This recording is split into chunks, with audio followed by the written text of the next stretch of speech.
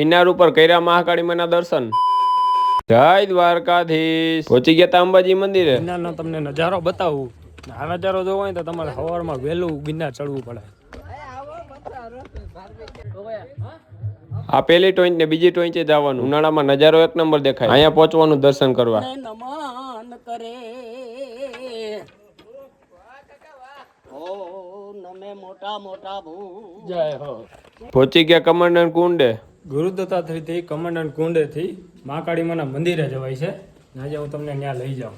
લાકડા જોતા હોય અહીંથી લઈ જાઓ. મહાકાળી માના મંદિરે જવા માટે છે ને રસ્તા જો એકદમ મતલબ પાણામાંથી ને જવું પડે આવી રીતે. જો પગથિયા નથી.